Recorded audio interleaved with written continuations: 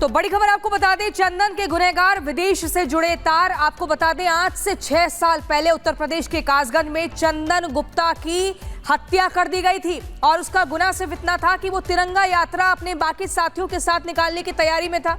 हालांकि इस पूरे मामले में आपको बता दें 28 लोगों को एनआईए की अदालत ने दोषी करार दिया, जिनको आजीवन कारावास हो चुका है और जो मुख्य आरोपी सलीम है उसकी सजा को और ज्यादा बढ़ाया गया है। लेकिन इस पूरे मामले में एक नया पेच ये आया है कि अब इस घटना के तार विदेश से जुड़े होने की जानकारी भी मिल रही है।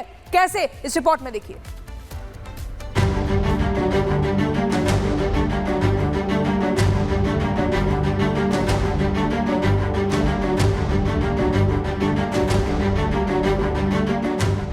छब्बीस जनवरी 2018 कासगंज। यह वही दिन था जब तिरंगा यात्रा के दौरान एबीवीपी कार्यकर्ता चंदन गुप्ता की गोली मारकर हत्या कर दी गई थी।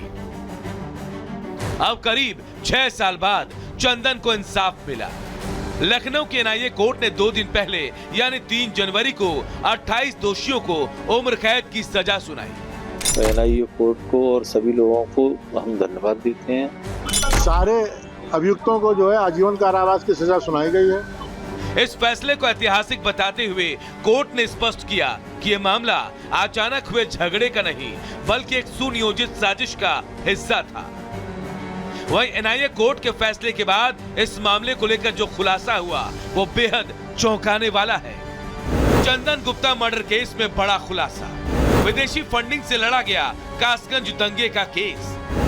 130 पेज के ऑर्डर में पाकिस्तान लंदन का जिक्र। एनआईए कोर्ट लखनऊ ने कहा जांच होनी चाहिए। जी हां, इस केस के फैसले के वक्त एनआईए कोर्ट ने जो कुछ कहा वो चौंकाने वाला है।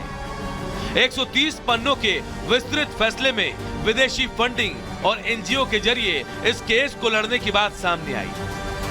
लखनऊ के एनआईए कोर्ट ने शनिवार को जारी किए गए 130 पन्ने के विस्तृत आदेश में यह सामने आया। आरोपी पक्ष ने पाकिस्तान और अन्य विदेशी संगठनों की फंडिंग से जुड़े एनजीओ के माध्यम से अपना केस लड़ा। कोर्ट पर दबाव बनाने की कोशिश की गई। कोर्ट ने अपने आदेश में कहा कि ये एनजीओ न्यायिक प्रक्रिया को प्रभावित करने और समाज में सांप्रदायिकता बढ़ाने का प्रयास कर रहे हैं। इन संगठनों ने कई ऐसे अभियुक्तों को बचाने की मदद की जो आतंकवाद, नकली मुद्रा और देश विरोधी गतिविधियों में शामिल थे। एनआईए कोर्ट ने इन एनजीओ की भूमिका पर गंभीर चिंता जताई और इनके उद्देश्यों की जांच के आदेश दिए। चंदन गुप्ता के परिवार ने कोर्ट के फैसले को ऐतिहासिक बताया और कहा कि यह तिरंगे और संविधान की सम्मान की जीत है। वहीं विदेशी संगठन और एनजीओ के खुलासे पर चंदन के पिता सुशील गुप्ता ने हैरानी जताई और गृह मंत्रालय से जांच की मांग की। मैं इस बात से अचंभित था कि इतने बड़े वकील कर लेते थे ये, जो जिनकी ईयरिंग एक ईयरिंग 5-5 लाख रुपए की थी। इनकी जांच होनी चाहिए। इनको हमारी केंद्रीय सरकार जो भी है, गृह मंत्रालय वगैरह, उनकी जांच करे कि इन पर पैसा कहां से आ रहा था। चंदन गुप्ता केस में कोर्ट का खुलासा न केवल चौंकाने वाला है बल्कि ये प्रशासन और न्यायपालिका के लिए एक चेतावनी भी है।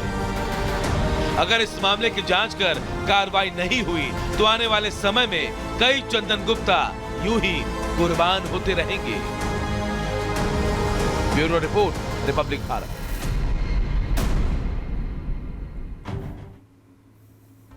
और कासगंज से हमारे सहयोगी साहिल हमारे साथ जुड़ चुके हैं। साहिल, कोर्ट ने जिस तरीके से खुलासे किए हैं अपना आदेश देते वक्त, वो वाकई में चौंकाने वाले हैं। आप परिवार के साथ मौजूद हैं, ऐसे में परिवार वालों से बातचीत कीजिए। हाँ जी, बिल्कुल मेरे साथ बातचीत करने के लिए चंदन गुप्ता के परिवार वाले हैं।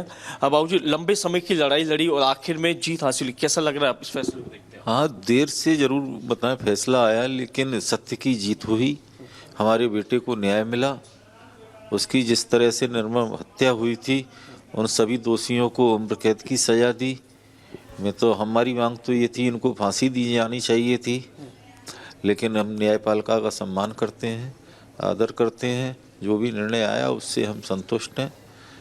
जीत सत्य की हुई है। बाबूजी ये भी खुलासा हुआ है एनआईए की रिपोर्ट के मुताबिक कि विदेशी फंडिंग से जो केस था वो लड़ा जा रहा था पक्ष द्वारा। हाँ, के तो वकील वगैरह काफ़ी बड़े बड़े वकील थे, इन लोगों के 17-18 वकील खड़े होते थे एक बार में। तो अगर हमको अगर कहीं मुआवजा नहीं मिला होता तो शायद हम ये मुकदमा लड़ भी नहीं पाते। जो हमको चंदन की मौत पर बताएं जो मुआवजा दिया था शासन ने, हम उसी से मुकदमा 20 लाख रुपया दिया था, उसी से हम मुकदमा लड़ पाए, वरना हमें लगता है कि हम मुकदमा लड़ नहीं पाते आगे। माता जी बहुत लंबी लड़ाई लड़ी और आखिर में न्याय मिला, कैसे देखते हैं इस कोर्ट के फैसले को? बहुत लंबी लड़ाई लड़ी, संघर्ष बहुत झेला और संघर्ष करते करते ये लोग दौड़ लगाते रहे। लखनऊ कासगंज, लखनऊ, कभी दिल्ली, और बेटा मेरा बहुत बड़े बड़े नेताओं से भी मिला, लेकिन वहाँ ज़्यादा नहीं कुछ मिल पाया। फिर एनआईए कोर्ट से और उसे बहुत राहत मिली। कितना मुश्किल था इन दिनों की केस लड़ रहे हैं, कितना दबाव बनता था, कुछ ऐसा? दबाव क्या, डर भी लगता था कि इन लोगों के पास इतना पैसा है, हम गरीब आदमी हैं और हम तो चंद थोड़े से पैसों के वकील ही कर पाते थे। वकीलों ने हमारी हेल्प की और सरकारी वकील थे हमारे पास 2। अभी भी डर है कुछ? हाँ, डर है कि ये लोग कहीं कुछ उत्पाद न करें हमारे साथ, हमारे बच्चों के साथ। किस बात का डर है और कौन लोग हैं जो ऐसा आप कर सकते हैं? ऐसा है, उन लोगों को जो उम्र कैद की सजा हुई है, तो इसलिए हमें डर है। बेटा हमारा चला गया एक, तो अब हमें अपनी सेफ्टी के लिए डर है, हमारी सेफ्टी होनी चाहिए। माता ये भी खुलासा हो कि केस जो लड़ रहे थे दोषी, उनको विदेश से फंडिंग होती थी, उसी के वहाँ पे जो केस उन लोगों में इतनी एका है या उनका फाउंडेशन जो भी हो, फंडिंग थी या ट्रेंड्स वगैरह जो भी, मैं तो ज़्यादा जानती नहीं हूँ इस चीज़ के बारे में। उन्हें लोग हेल्प कर रहे थे, पूरा सहयोग कर रहे थे, पैसा दे रहे थे, और हमारे पास कोई सहयोग नहीं था सिवाय 20 लाख के। 26 जनवरी के दिन क्या कह के निकला था चंदन गुप्ता की ऐसे तिरंगा यात्रा? कि मम्मी तुम चिंता ना करो, ऐसा कोई भी मेरे साथ डर नहीं है। मैं कहती थी तो बाहर ज़्यादा घूमने लगा है अब 4-8 दिनों से, तो मुझे डर लगता था, ज़्यादा घर में नहीं बैठ पा रहा था वो।